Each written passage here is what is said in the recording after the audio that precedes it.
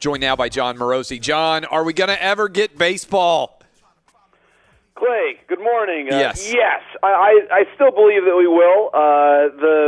The hour is getting a little late. It is not yet the 11th hour or midnight in terms of those negotiations, but this is a critical week for the game. I know I've said that before, but this one is as well. And the fact that MLB reportedly was willing to go to a fully paid from a prorated standpoint in terms of the agreement back from March, this aspect of it, fully prorated at 50 games, and the players would like fully prorated at 114 games, there likely is some middle point, maybe even 82, which would be halfway between, where there are some elements where there could be an agreement there halfway, maybe with some reduction in salary. We will see. But I think in general, Clay, while at times the process has appeared to be contentious, I really believe that ultimately we're going to have a season.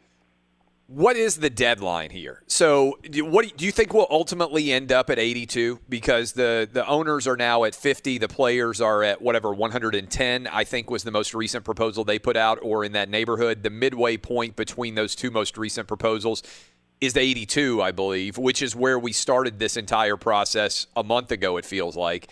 What's the drop-dead deadline so far? As you know, we're sitting here, I believe, on June 2nd, and how soon does something get resolved here?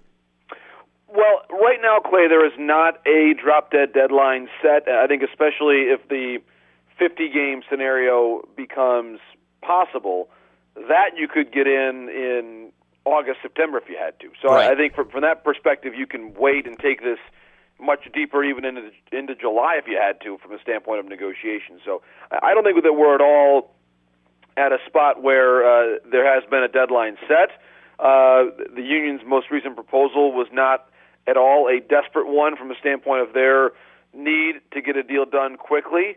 So while I had thought at one point in time that June 1 would be a soft deadline, clearly that's not the case. Clearly they're still talking, and we're now into June. And so I don't believe that there is a firm deadline this week or even next week. There may be options that start to fall away the deeper that you get in terms of being able to play, for example, 114 games. MLB remains, I think, justifiably concerned about going too far into the fall because of concerns of a second spike, according to some public health experts. So I think in general there is a desire on the part of MLB to hit the window of games as much as possible, and that's why I think you're still going to see the league be very reluctant to play games deep into the month of November. Do you think that there's a possibility now? I know we talked about this before. NASCAR is discussing potentially allowing fans to come back.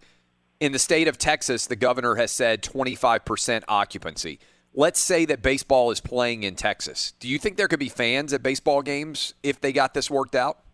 Great question. I don't know that answer yet, Clay, in terms of what the proposal would say regarding if there are different rules in different states regarding that possibility. I would say this, that, and maybe you would have to sit the fans up at a higher level because players are rightly concerned about close contact with the public and making sure that they're around those who are not transmitting the virus in a safe fashion. So I think that aspect of it, where the union would likely have a tremendous amount of say-so and clout in determining if that would be safe and if that would be something that they'd be comfortable with, depending on the municipality. But to your point, Clay, the situation could be different in terms of infection rates and local laws at various spots around the country. So it's a great question. I don't think that it's been specifically addressed in the proposals to date, and I do think it's going to be one of the major questions that faces the league and, in fact, all leagues.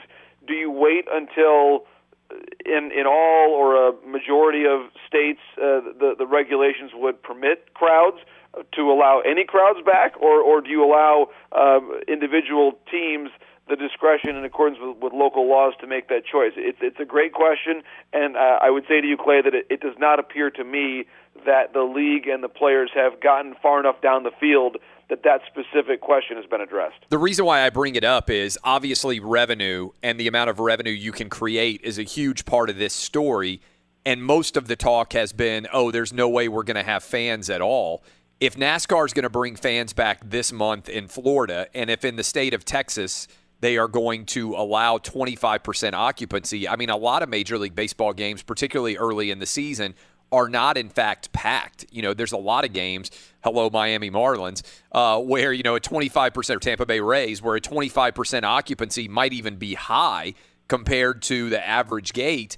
And so I wonder whether there's a possibility for crowd revenue here that now is becoming possible if you look ahead and think about July 4th. That's the last question for you. That would obviously be something that would militate even more in favor. Quickly here, if you were on a scale of 1 to 10, how optimistic are you that we will have baseball in July?